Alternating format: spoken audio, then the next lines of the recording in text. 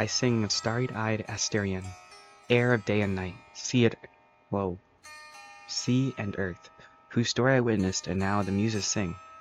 Lord Zeus spur your daughters to grant beauty as sweet-sounding as was unceasing the hospitality of Poseidon's son.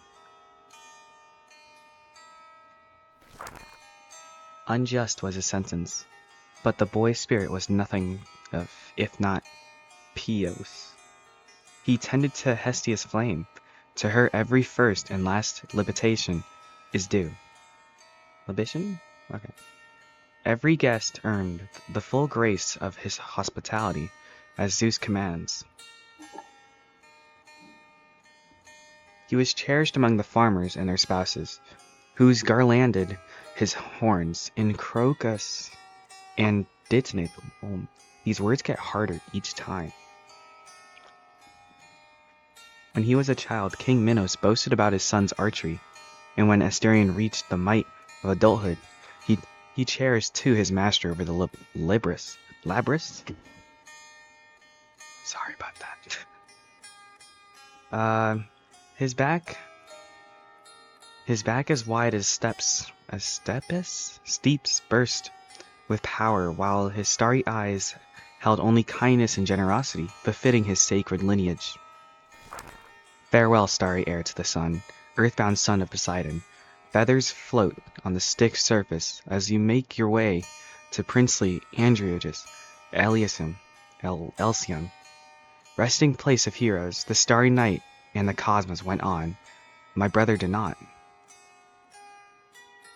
And so farewell, proud son Poseidon, whose ashes dot the sea, and thank you, sweet singing muses, who granted talent to his peasant, even if not for a single morning. Night of mourning. Oh my god, sorry. Even if not for a single night of mourning, I shall remember you in another song too. Unknown Arthur, presumed Deucalion, estimated 16,000 BC. Deucalion. Isn't that a werewolf? Unearthed by Matthias, Corgus, and Crete.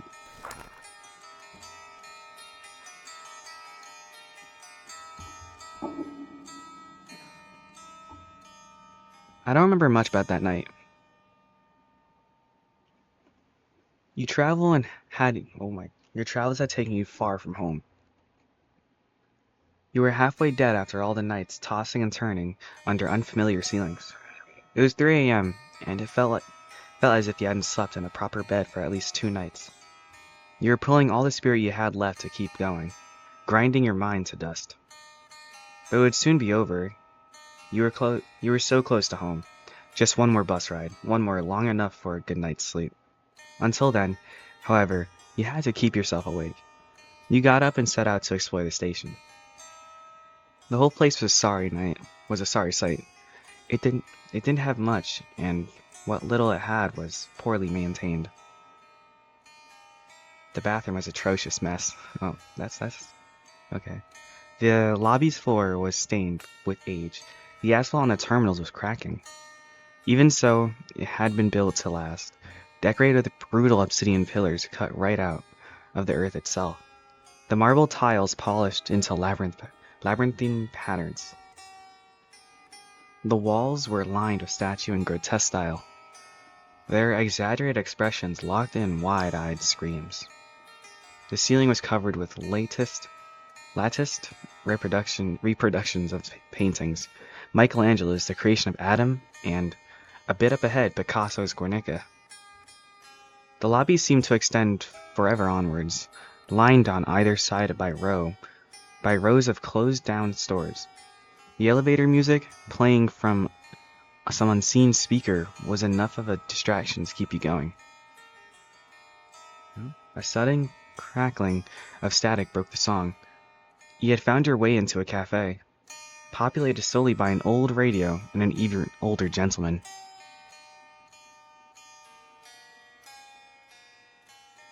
His skin was paper thin. He held a cup of coffee, and every time he slipped from it, he was shaking it, his hand shaking. Oh my god. His skin was paper thin. He held a cup of coffee, and every time he sipped from it, his shaking hands would spill its Whoa, I can't read, I'm sorry. His shaking hands would spill half the contents. The old man's glazed gaze passed over you a few dozen times before he realized you were there. As he looked at you, he patted the stool beside him and shook his hand in your direction. He poured a cup for you. You sit hunched over the counter and take a sip. A breeze of life pours over your face. You can't even register what it tastes like. You just know right then and there that you were alive and wide awake. You look at your side to the old man. His face is contorted in some form of distress, lips quivering as his eyes dart to and fro. He puts a hand on each of his pockets, his face still locked in fear until his right hand falls over his breast pocket. He breathes a sigh of relief and looks at you. He starts talking, but not in a language you understand. He's not even looking at you. His gaze wanders around with seemingly no goal. But eventually, he finds a thread you can follow. You seem like a traveler type. You remind me of... He hesitates, glancing around, mulls over the words. Yes, you remind me of myself in my younger days. He looks ahead and takes a sip of his drink. You catch a glimmer in his eyes, a sudden wakefulness. I was a fool. Never settled down and squandered my one chance at proper life. Felt the road would always take me in. Ended up throwing away the one place I could call a home. It's been rotting for who knows how long now. I'm old. Always wondered if someone would take over it and treat it right. Now you do remind me of myself, but I wasn't a good man.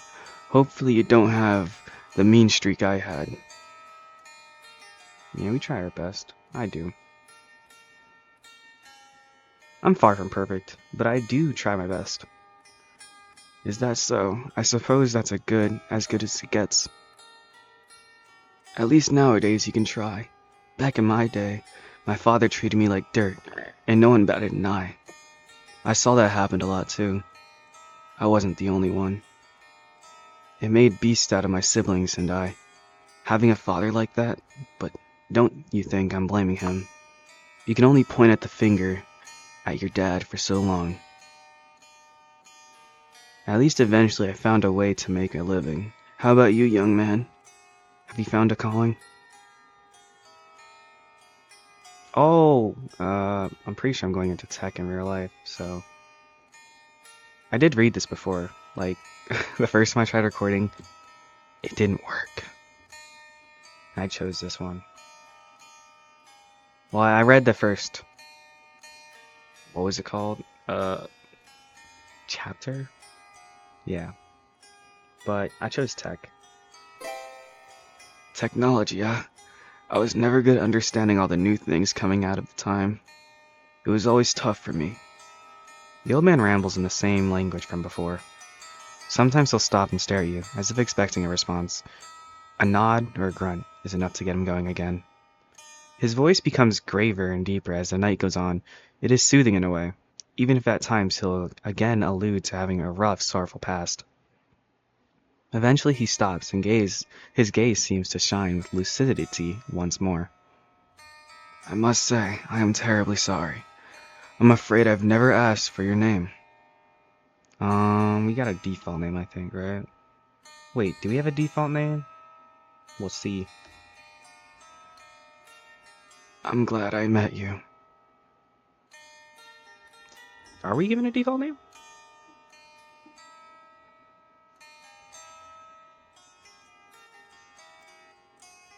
I guess we don't have a default name. We'll go with this one, Lucian. If that's me. Oh, okay. Yeah, oh my god, sorry. I'm glad I met you, Lucian. The old man's eyes become glazed again, and his hands start shaking. Coffee spills everywhere, but it's gone cold already. You seem like a well-traveled man.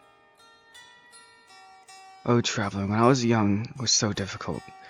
Now you can be on the other side of the globe in a day or two. Oh, how the world has changed. There was this one time I talked to my brother just about this topic. Back home, there was a vineyard where we spent so many summers eating and drinking. I remember it so well. It's like a moving picture. And you know what he told me? That when we were young, there was so much wonder and magic around us. It's true. We could walk down the road, a stony little thing from Roman times, and when we had children once or twice every week. Wait, what? And when we were children once or twice a week, we'd see ghosts rising from cairns and crosses to mingle about. I'm sorry, they don't have children. They're like, maybe they do. I don't know. Or like, these guys can't make children. Or they can, but you know what I mean. But things have changed so much. I think it's the technology. Spirits and arcane don't mix well with it. Hey, don't diss technology. Or maybe it's something in the eyes. My brother, he used to say it's because mankind lacks piety nowadays. The unknown is not as frightful out there. So much mystery has been lost, and so the bridge with the fantastical broke down. The old man freezes for a moment, then looks back at you. Oh, I was rambling again, was I? Sorry. Don't worry about it. That's interesting to hear. I've seen some supernatural too. Science explains a lot. I don't think I've ever seen, but we're a techie guy. I've seen a number of seemingly unexplainable things. Anyone who travels as much as I did will stumble on too many to count, really. But I'm good at keeping my cool and paying attention. Too often these unexplainable phenomena are quite mundane in origin. I'm not saying there's people out there on costumes making hoaxes. Ooh, we're gonna go with it. Well, actually, yes, there are. He's talking about the furries. Or making deep fakes and posting them online.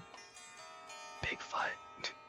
But too often there's a perfectly serviceable explanation elsewhere. You just have to pay attention and unravel the thread. Unraveling a thread, eh? Oh, shoot. Unraveling a thread, eh? Now that's quite sharp of you. I may believe in ghosts, I do, but I see the wisdom in your words. Don't let yourself be tricked. You really seem something special, I'd say. Perhaps you will do. Here, I'd like you to have this. I'm sure you'll take better care of it than I did. The old man takes an old piece of paper from his breast pocket and extends it to you.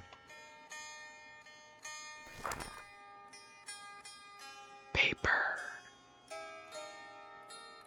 The deed for the place I told you about. The one I squandered. I'm old, tired. I would like someone to have it. I've been looking for an heir for a while now, and I don't quite feel like I've had any more time to waste. Just take it. It's yours. A grandiose place, a hotel. Time's taken a toll, but you will love it. Just please take care of it. Be good. Give him a purpose. You raise an eyebrow at him. Did this old man try to give you a hotel just like that? Now who would do that? His wandering gaze betrays his senility. Senility. Ooh. At times he seems outright confused, as if he doesn't know how he got here in the first place. You can't take it. I wouldn't take it. I wouldn't. Wouldn't it be right to take advantage of someone like him? Yeah. And that's assuming the piece of paper is a deed. It might just be a used napkin with a nice seal. The old man's gaze wanders around. With his hand still extended, he squints his eyes at you, then looks down at the paper. He struggles to put his thoughts together, but for a brief moment his expression grows firm and lucid. You must think I'm crazy, but please understand, this is my last chance to do it right. Just take the deed.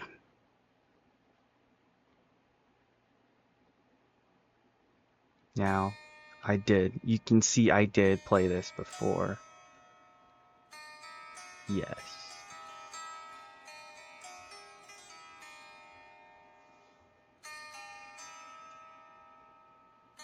The old man gives you give in to the old man's pleas. You're just accepting a piece of paper after all. It's probably nothing, and if it is indeed something important, you can try returning it. I doubt we'll find him again. You obtain the old deed. To check your items, open the menu and go to the item subscreen. This old piece of parchment looks unimaginably ancient, older than you, that's for sure. But the wax on it seems unreasonably new, perhaps even fresh. You break the seal and examine the paper's contents. It's gibberish, written in an alphabet you've never seen before. Yeah. I love new languages and can't read. Well, I already can't read. Well, it would seem like this was all for nothing. You stick the deed in your jacket's pocket. You look back up the old man, the corner of his mouth wrinkle. He shakes ever so slightly, but his joy is short-lived. His gaze wanders once again. When his focus returns to you, he furrows his brow, taking in each of your features one at a time. The old man mumbles something to himself, takes a sip of his coffee, and smiles. You are very kind, young man, Lucien. He does remember your name, at least. You check your wristwatch, and the numbers, too, have turned into gibberish. You take it. You spent too long here. Where are we? This is a bar. I forgot. Yeah, looks like a bar. You collect your luggage, say your farewell to the old man, and thank him for the wonderful coffee. He subtly bows to you. No, Lucien, it is I who ought to be grateful. It was a pleasure dealing with you.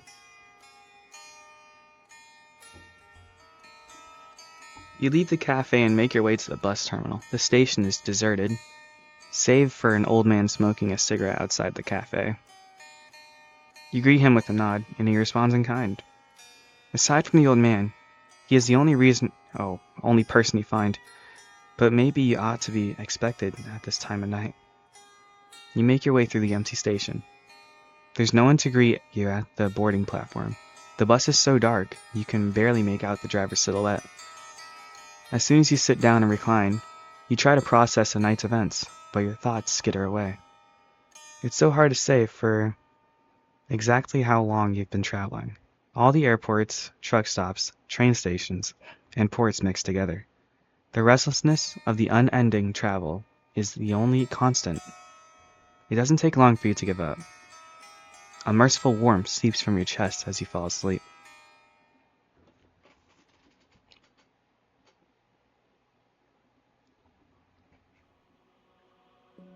A few days later.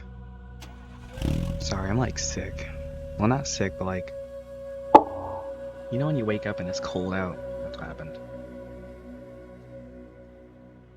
The horizon sprawls, the strained windshield. The radio's tune has disintegrated into static. The AC won't keep up with the sun's heat on the car's roof. The desert stretches on the entire horizon ahead, a wasteland of flat, yellowed plains. To the right, about 100 meters from the road, the dusty soil gives way to a sharp cliff. A valley peeks out beneath it, stretching to the blue horizon. You check the deed again. You couldn't read it at first. Maybe you were too tired. But now the once gibberish characters make some sense to your brain.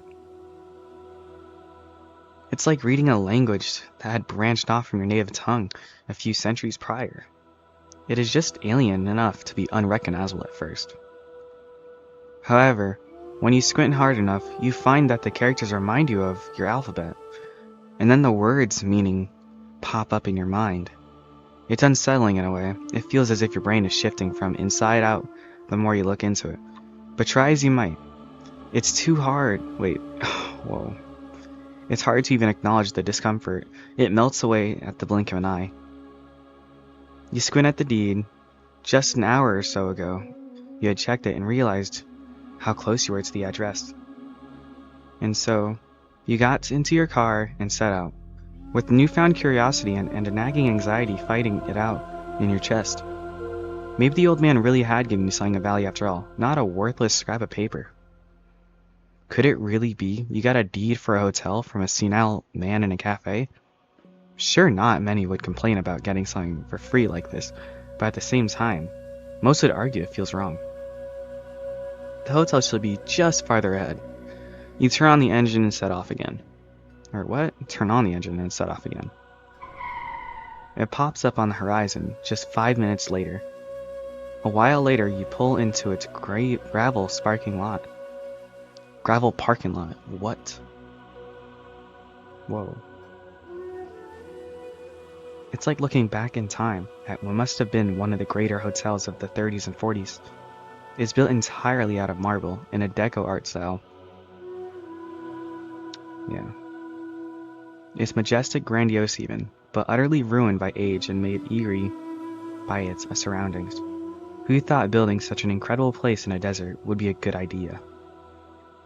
You look at the infinite horizon behind you. There is nothing aside from a hotel, no plants of any kind, no cacti, brush, or even a dead tree. I'm seeing some green here. I don't know about... Yeah. Only a hotel, in the middle of the desert, built on top of the cliff's walls. No animals either. The sky is blue without cloud or bird of prey in sight. The ground beneath you has no bugs, not even a scorpion or spider. There were no other cars. Oh, there were no other cars on the road either. You look back at your car's panel.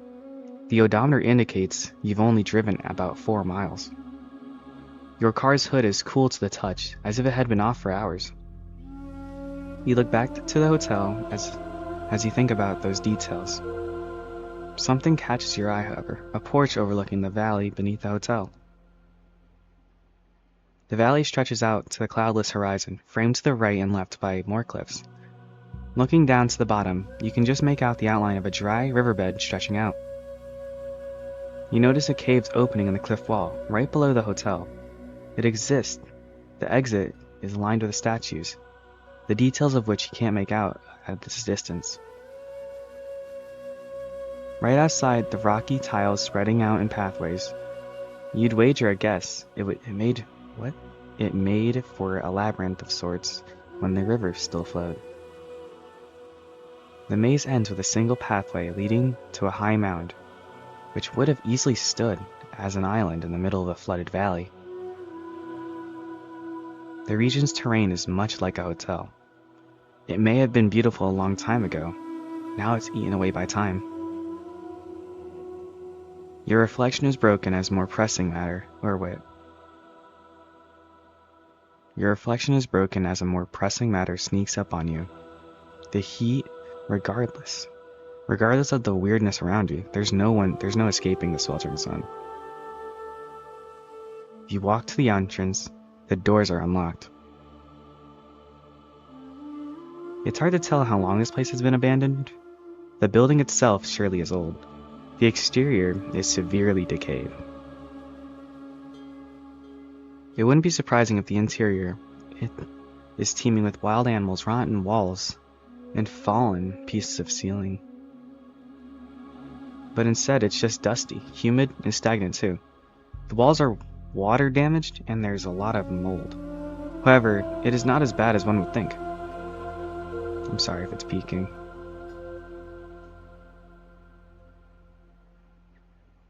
You call out in the hopes of someone. Anyone might be there. Maybe even some squatters, but just like the outside, there's no signs of life at all in the hotel. You walk up to the reception. The counter is dusty, as you expect. There are some pens and yellowed pieces of paper strewn about. It seems, whoever was here left this place in a hurry, and who knows how many years ago. There's a door behind the reception desk, which leads you to a small but dignified office that seems to have been left under a similar state of hurry. There are even portraits of the tables showing black and white pictures of smiling family. On the corner of the room, there's a rusted safe.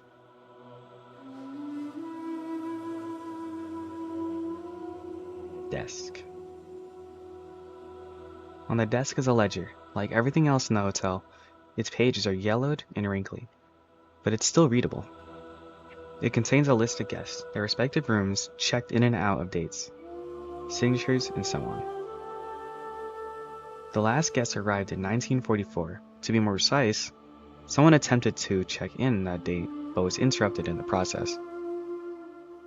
All those following pages in the ledger are blank. You find a second leather ledger as well. This one has staff written on it in flaking gold paint. It lists all the employees in the hotel during 1944, their country of origin, role, and a few more starred scribbles beside their name. This place employed quite a number of people, more than 50 in fact. There doesn't seem to be anything else you can deduce from this ledger. The safe. It's one of the old-timey safes you see in movies in the 90s, with the spinning dial and all. You prepare yourself to try and crack the password, except it's already unlocked, albeit rusty.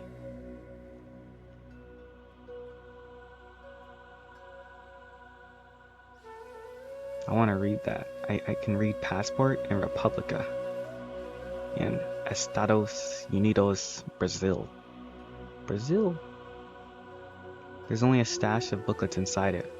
4 passports, all from different countries. Sorry. Unsurprisingly, they were all expired. There doesn't seem to be anything special about them. But it's strange that someone would keep the passports in an office like this. You take a moment to go over the ledgers and passports together. A cursory glance reveals a pattern. The passports are the 4 employees with the stars beside their names. You take them with you and leave the ledger on the table. You obtain the passports. Why are we taking these? What are we doing? Stop. We're stealing. Oh, it's our stuff. What? No, there's someone else's passports. You return to the reception to continue looking around. Up ahead is a tall spiral staircase, going both up and down. There are multiple paths branching out from the lobby. You take one of the hallways leading down to the bedrooms, and find all the doors unlocked. Much like the lobby, the bedroom's rotting walls are consumed by time. Walking into them disturbed the fine mist of stagnant spores and dust, which was turned into a curtain of diamonds by the sun shining through the windows. Each bedroom was equipped with at least one king-size bed. The springs were busted more than often than not, and the fabric yellowed, but not even such desolation could hide the past glory of this place. Whoa, sorry guys. You return back to the hallway, which seemed to stretch forever forward. From outside the hotel had looked big, but not nearly sprawling enough to have a ground floor with 100 bedrooms. No matter how many twists and turns you took, the hallway never wrapped back into itself. Backtracking all the ways to the lobby was the only option. The spiral staircase seemed to me much more inviting than the wandering. Trippy. You can stare at this for like forever. Over the staircase, all the way up, there was a skylight draping the sun's warmth. Whoa, that's a skylight? Wow. Over the shoulders, it was a lighthouse, guiding travelers to its once majestic hallway, or hotel. The way down was as ominous as the skylight was graceful. The marble handrails were lined with burnt-out lamps. It was impossible to see much of the darkness down below. The second floor was mostly bedrooms again, but here, the outer hallways were lined with sprawling windows showing a courtyard behind the hotel, close to the cliff's edge. Now that guy looks familiar, don't he? Oh no. It was a sight to behold. While the hotel was consumed by time, the garden outside had flourished. It was a field brimming with white flowers, swaying in a stretched desert's wind. At the center was a man and a dog. The flowers rose up to the man's knees, and only the top of the dog's head could be seen. The man's hand was outstretched, as if beckoning the flowers to grow taller and for people to approach. The garden seemed more inviting adventure. You descend back down to the marble staircase, brimming with clarity, and it felt like a cloak or a hug was draped over your back. You took the hallways leading further towards the hotel's back, and a single turn to the right brought you to a vast room. Right beside its entrance was a bar, and to the left tables, couches, and reclining chairs. Further left was a tall window of stained glass like the ones in a cathedral. and through a glass door out beside the window was a garden. The wind blowing through the garden sent out long, continuous whistle. From this low angle, the statue seemed like a king, tall yet humble, beckoning his dear subjects. The flowers swayed back and forth in the singing wind, and the dog's head was barely visible above them. Its ears were perked up and its tongue lolled out from its grinning mouth. Behind the statue, beyond the courtyard, was railing overlooking the drop into the valley below. What? As you walk around the statue, you notice out of the corner of your eyes that the dog seems to have turned its head to follow you. You look back. The statue hasn't budged, but it indeed was gazing right at you. The parted flowers had walked up to it. What? You parted the flowers and walked up to it. And that's when you noticed the dog had 3 heads, one staring forward, and 2 others off to the side.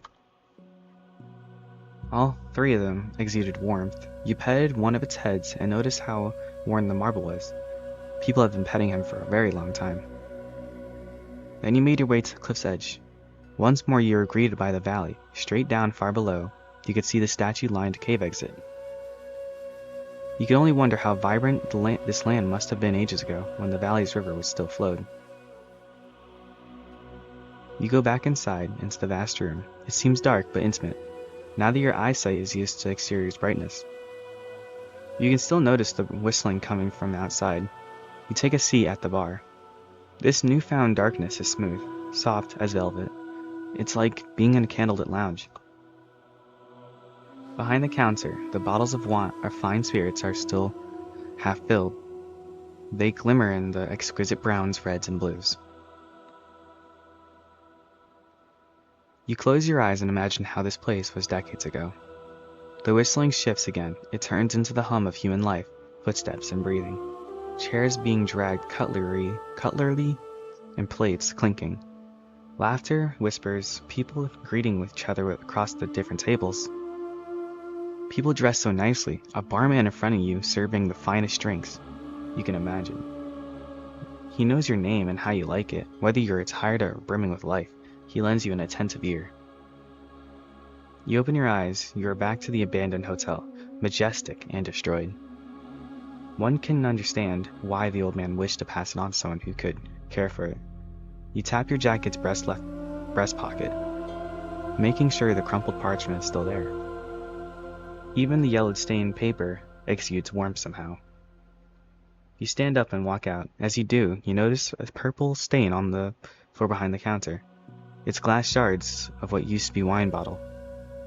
You proceed further into the hotel. There's a lot to see still. All the way down the hallway, a set sliding glass doors beckon you.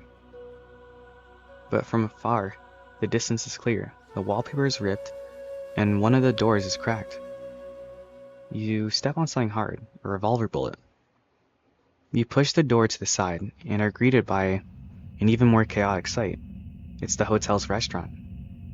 The tables are overturned and both chairs and plates lay broken on the floor. There's a dark stain in the middle of the room, which trails into the kitchen. It leads you past the pantry and to the massive iron door of a cold room, which is locked from the outside and boarded up. All around the kitchen things are strewn about. There's a pan on the stove with what must have been fossilized food, and the sink's filled with dirty dishes. On a nearby counter is a revolver covered in thick dust, and you think back to the bullet in the hallway and the stain on the restaurant floor. The old man wasn't kidding when he said he wasn't a good person. You check your phone and perhaps you need to call the police or a morgue, but there's no signal out here. You breathe in, preparing yourself for a terrible sight. The rusted door fights against your will, but stands no chance. Darkness pours out. The stench strikes first, the stagnant smell of blood and rot. It clings to your nose, and the mouth like a bitter oil. but your eyes can adjust. To the darkness, a second wave of stench hits. It's like a farm, too. The scent of dusty fur, maybe even hay, but cooped up in a hot, humid room for decades. And the last but not least, stale shit and piss. This place has it all, stench of 1,000 different deaths. The light pouring into the cold room shines on the floor in front of the doorway. Empty cans and soup and glasses of jam are strewn about on the floor with the trail of old blood. Whoever was locked them here didn't die quickly. The cold room extends into the absolute darkness, a hallway in and of itself. You proceed scraping your shoes on the floor so you don't trip over the refuse. The entire floor is covered with discarded glasses and cans. However, whatever scraps were left in them long rotted and dried and crumpled into dust. Both your footsteps and the breathing echo. The overbearing humidity drapes across your back, and your breathing becomes agitated. The stench is stronger. Your sight finally adapts to the dark at what must be the cold room far wall. You notice the faintest glimmer. Dang. Long guy over here. Whatever it is slouched on the floor, motionless, as if dead, where it stood, after who knows how long it locked here. A shy blue glimmer, however, flickers where its left eye ought to be. I mean, our phone doesn't work, so why would we call the police? We're gonna examine his corpse. Who are we? We're Scooby-Doo. Your eyesight is used to the dark now. The distant pillar of light, bleeding from the doorway, is enough to avoid tripping on the discarded glass. You crouch in front of the thing. It has a bull's head. You look around its neck, searching for a zipper of the edge of the mask, but there's none. It's covered in fur. Aside from the patches of sickly exposed skin, it has hooves instead of feet. Its horns could easily gore a person. Half its skull is exposed. The bone is still smattering of blood, dust near the remaining flesh. Its left eye socket is empty, but something shines inside it. A blue ember. The fur is... Oh, sorry about that. I'm sorry. The fur is coarse and unkempt, but can't hide how deathly thin the creature was. It died of starvation, not of whatever destroyed its face. That's enough. You stand up and turn back to leave. As you do so, your rustling clothes and echoing footsteps break the curtain of silence. That's when you hear it breathing, as faint as moth's wings flapping. You look back to the corpse. The blue flame flickers at you. Its chest expands and contracts. You take a step forward, and the spark follows you like a light. Or what? Like an eye.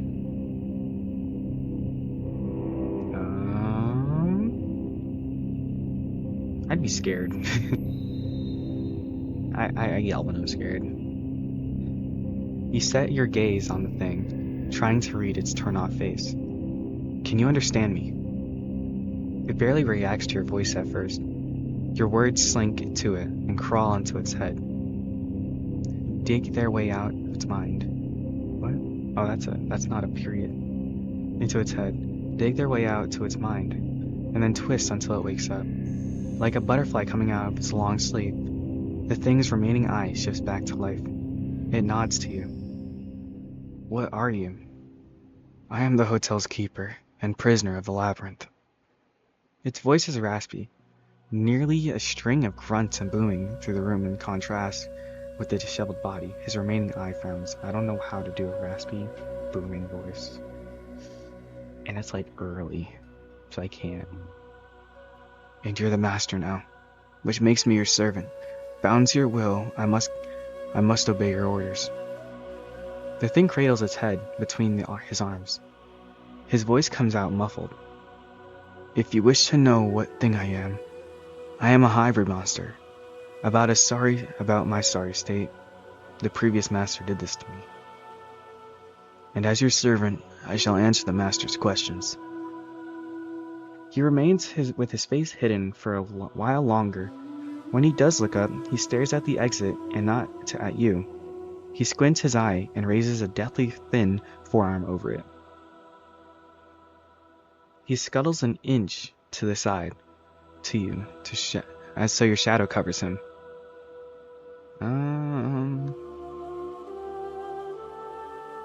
Who lived here? What types of people use to consider this their home? Just about anyone in need. If fate saw it fit for them to stumble here, orphans and runaway children, homeless wanderers chased by their pasts, shell-shocked men seeking respite, those who have no one else and no place to call home. Before the last master took over, the hotel belonged to a man who fought in it. The First Great War, Master Jean Mary. He saw fit to bring those displaced by bloodshed. His voice falters for a moment, and you hear a little crackling. The hotel was glorious then. Master Jean Mary survived the First War, but not the Second. So, his brother inherited the hotel, and he saw fit to enact his will against me. You pull out the hotel's deed from your vest pocket. So, it's this that makes me the new master. Correct. The ownership of the labyrinth transferred to you. I always know who the current master is and his name.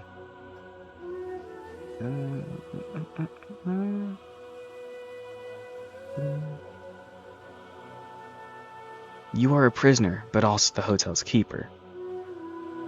He narrows, and ears droop. Yes, I was sentenced by the gods to spend eternity here. I did not fight my killer, and for such meekness, I was condemned. The gods made this land, which they called the labyrinth, to house me in my damnation. My master is meant to be my torturer, and to that end is to be given control over my land. But there was a master who believed the labyrinth could turn into a soothing place, and that I could tend to it. So by his will, I became the keeper. And the gods' ancient command, the labyrinth attracts those who are lost and have nowhere to go. They become our treasured guests. He closes his eye for a moment, lost in a daydream. What about you? Your life, before you came here, what was it like? Master Jean Mary told me it became a matter of legends. I was born from a queen who had an illicit affair with a white bull of a sea god, Poseidon. I was raised in the court of King Minos in Crete. He took me in as a son. Even I was much worse than a bastard. But eventually, my sister demanded I be sent away. Father Minos Aquacid, mother, spoke out. So they shipped me off to my first labyrinth, alone. With just an axe for company, I stayed there for years. Until one day the warrior Theseus came for my head, in rebellion against my father's reign. He was prepared to fight me, but I had nothing to live for. So instead, he provided me with mercy. As you can see, the previous owner attempted the very same, but I cannot die this time. I only lost some flesh. And the hotel's guests. His eye flickers madly. Why are you locked here? Oh. That is what for the last master saw fit. He shot me, then commanded that I stay here in this room.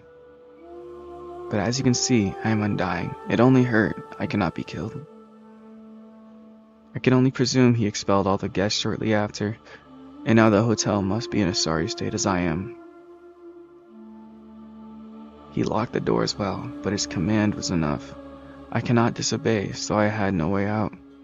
I am a prisoner after all.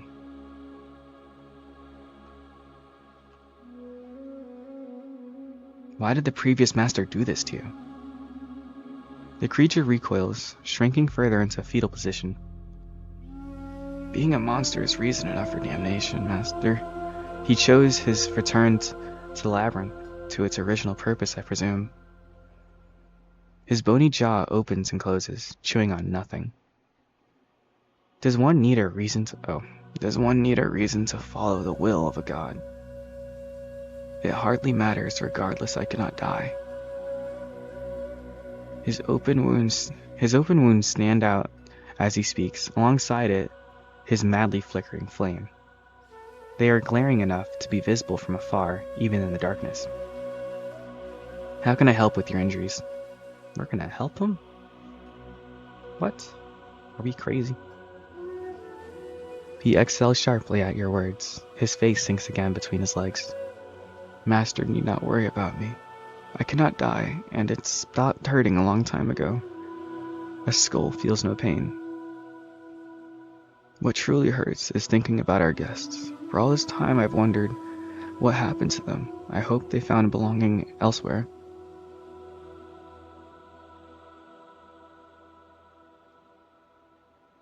What's your name?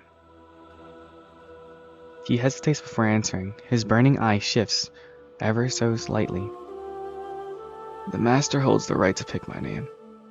But if it is your wish to know, the one I was giving at birth is Asterion. Asterion the Minotaur, adopted son of King Minos of Crete.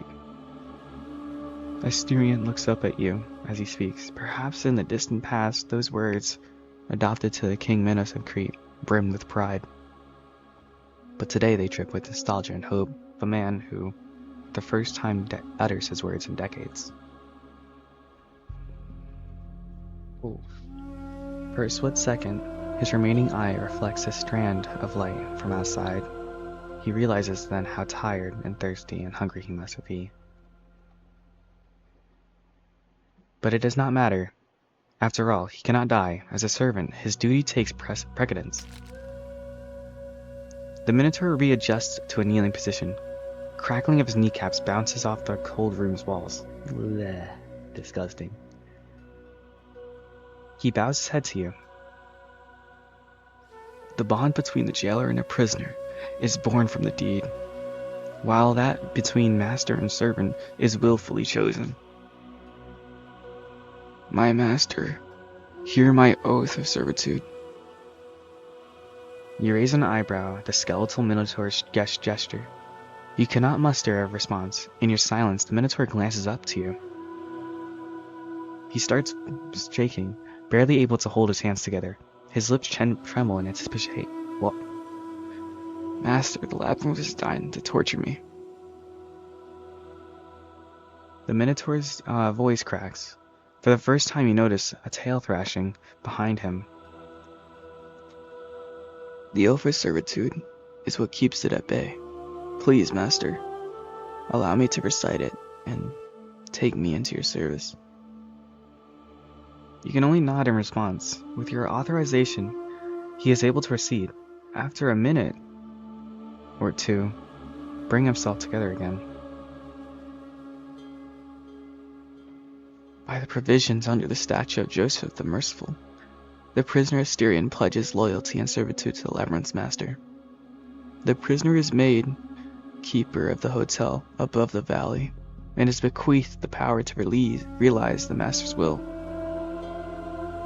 The master in turn binds the labyrinth, forbidding its malicious entities from leaving in said valley. The realm was engineered to torture the prisoner, and indeed its mission shall be accomplished. The prisoner will carry the burden of servitude, but shall not suffer the labyrinth's wrath within the hotel's territory. The prisoner, shielded by its master's will, is made safe as long as his duty is fulfilled, under the terms of the statute. Asterion dares not to look up at you. Once he finishes his oath, his silence is broken, only by the drops of sweat dripping from his trembling face. You mean sweat or blood? Okay. This is a lot of info to take in at once. You want anything from me? You'll have to explain things a little better. For starters, gods? Are you telling me gods are real? Yes, pardon me. I failed to consider the times. The gods, they are perhaps were quite real. I cannot know for sure the specifics, but they seem to have disappeared. Back in my time, they were quite present among the lives of men. More often than not, mortals were the worse off from it. I don't know how long I've been here for, nor what changed since then, but from the stories I've heard, it seemed that most traces of supernatural have vanished from the world of living. Does that answer the master's question? Not completely. What were the gods like? It was rare for mortals to know them personally, but the consequences of infuriating him were plain to see. The Pantheon was respected, but above all feared. They were not merciful. You can see for yourself they sentenced me here. This is quite a lot to take in. If I'm being honest, that Greek gods are real, or at least were, is kind of life-changing. Are all other gods real too? All others? I don't know.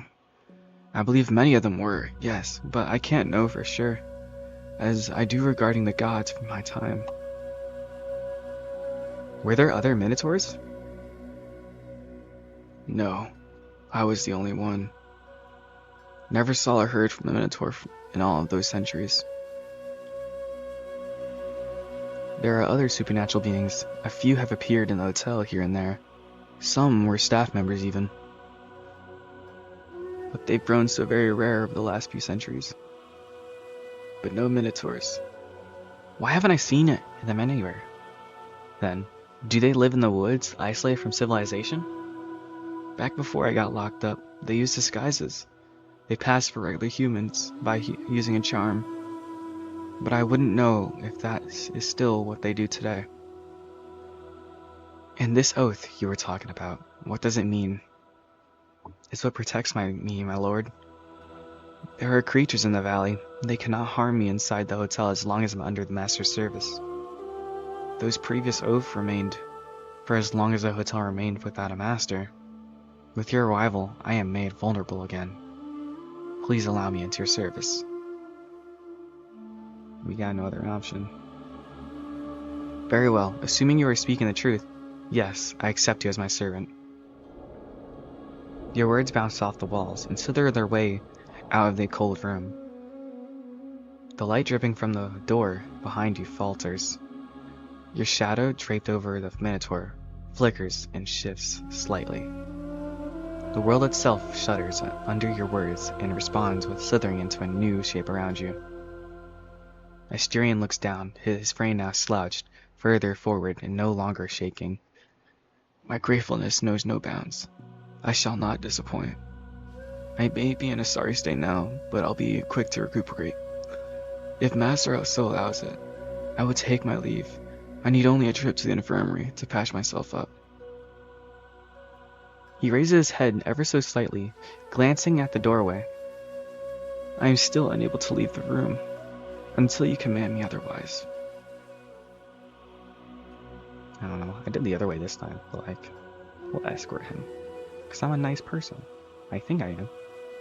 Undying as he may be, the Minotaur's body is atrophied. He won't go far on his own. I imagine him just falling. You kneel down to his level. Despite the darkness, you can make out in his scapulae the sagging skin. Can you walk on your own? Asterion averts his eye by looking down to his legs. Master ought not to worry about me. I can make it to the infirmary on my own. I've been there. I've been through worse. He won't look up at you. There's a hint of pride in his voice. I'm sorry. I cannot allow that. You are in no condition to walk anywhere. You will let me take me there. That's an order. He remains with his head bowed, looking at his kneecaps. He sighs deeply, shoulders slouching at the same time. When he speaks, he pronounces every syllable with a cold sharpness. I obey. The Minotaur's skin and fur is deathly thin. He shouldn't be heavy. You could carry him, but that alone could hurt him. Can I find a wheelchair for you around here somewhere? The infirmary ought to have one, and it's one of the rooms further down to the corridor. There we go. You tell the Minotaur to wait there while you fetch it. Right as you're leaving the destroyed restaurant, your vision falters for a fraction of a second. The world goes black. The infirmary turns out to be a door immediately after the restaurant. You find a rusty, slightly moldy wheelchair thrown into the floor. It'll do. Asterion awaits you where you left him, although now he's back to curling, his face covered by his arms. His single remaining ear flickers as you approach, but he says nothing, neither in gratitude or protest. He's light as a child, certainly no more than 20 kilograms. He grunts and shudders under your contract. After helping him to the chair, you notice one of your hands is covered in a dark red blood from touching his back. As you make your way through the cold room, you see his back is covered in horrific bed sores. With a sideways glance, he catches you staring. The light, however, seems to hurt him. He covers his eye with both hands. The infirmary is like looking into a period of peace, about the Second World War, with an added layer of dust and rust. Much like the kitchen, it was evacuated in a hurry. There were clippers strewn about, medication vials left half opened, and even hypodermic needles still loaded with thickly yellow liquid. Ew. Squinting his eyes, Asterion walks up to the drawers. He examines each one, silent until one of them reveals a shard of green glass with a purple dried stain. The Minotaur slouches forward and sighs. He scrapes a finger to the drawer, trying to gather some of the purple dust, but it's no use. He continues looking around, and you do the same. All you find are dusty bandages and long run of medications, and deep in one of the drawers, a nearly empty bottle of wine. You hold it against the window. There's just an inch left of wine left. The cork is dried out and crumbling into dust. In this heat, it must have been turned into vinegar already. You're about to put it back, and Asterion notices the following bottle. He looks briefly to your eyes, his face contorted into a pleading frown. The Minotaur nods meekly. The wine heals me. He does not budge until you extend it to him. Only then does he bow. The Minotaur sits on the infirmary beds. The cork crumbles to dust when he pulls it, leaving the bottle still clogged. You extend a hand to him. He switches from looking at the bottle held close to his chest to your hand. You extend a hand to him. He switches from looking at his bottle held against his chest to your hand. Begrudgingly, he returns it to you. There's just enough cork left for you to pull it out. He returns the bottle to the Minotaur. His hands shake as he tries to pour a few drops of the wine into the palm of his hand. He places the bottle onto the nightstand. The Minotaur dabs his finger in the wine, leaving a single drop nearly falling from it and touches one of the wounds. He repeats the process again and again. He repeats the process again and again. A few drops all fall on the bed. His face frowns bitterly. Sorry, I was like a robot for a second. When his handful of wine nearly gone, he rubs it in, still wet, and is on his exposed skull.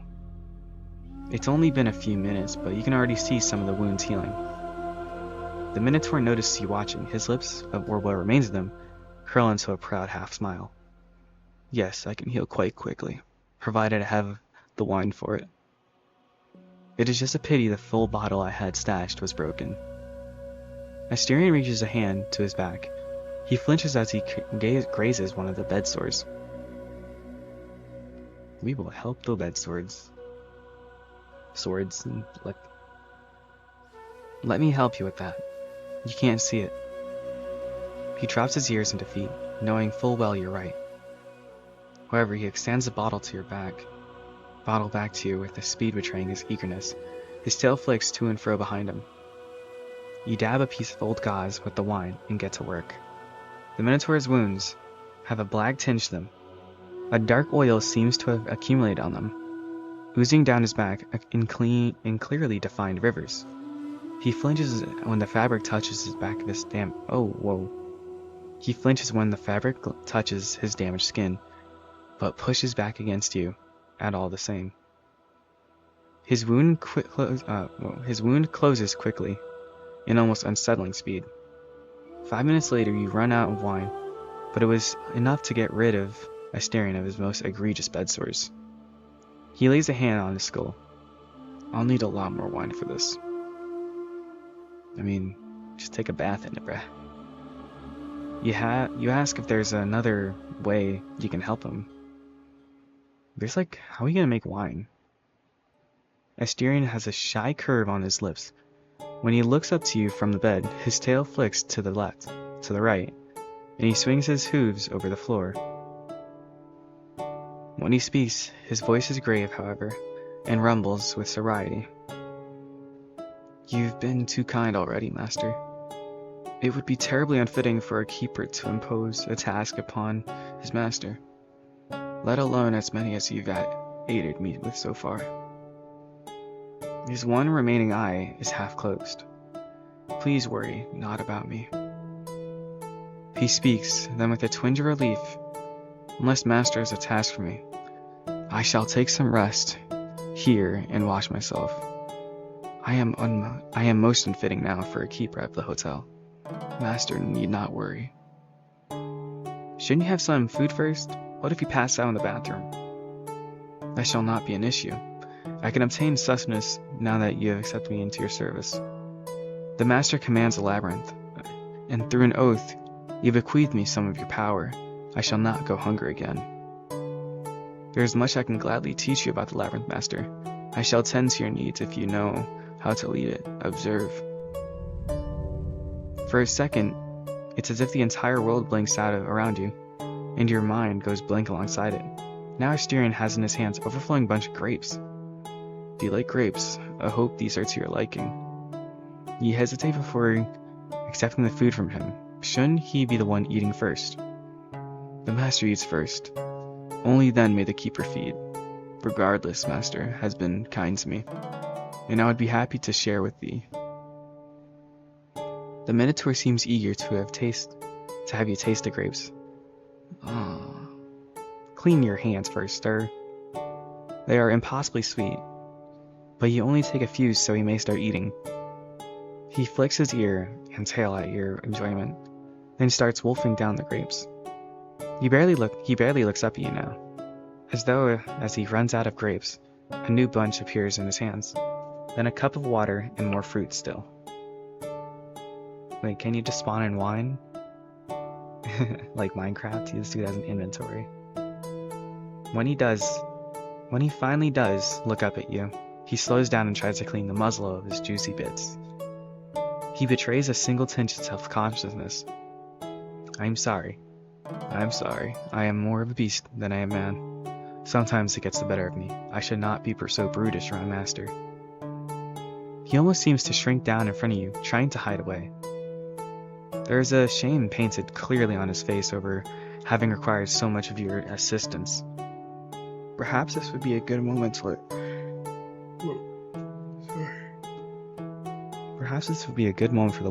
the Minotaur have some privacy. I'll let you have your rest. I'll come back to check on you later. Asterion interrupts his feeding frenzy to bow to you, dignified despite the juices running down his mouth and chest. I shall be presentable after washing up, Master. Worry not about me. We are not helping with this bath. I'm sorry. I don't want to see Minotaur, but no.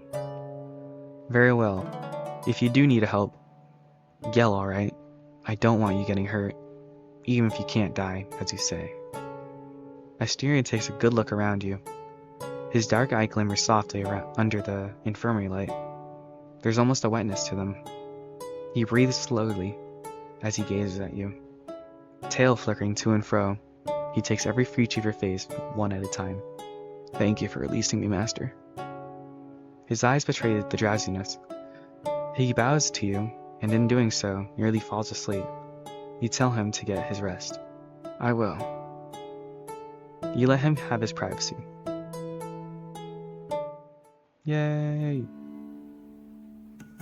So, that's what we're doing for today.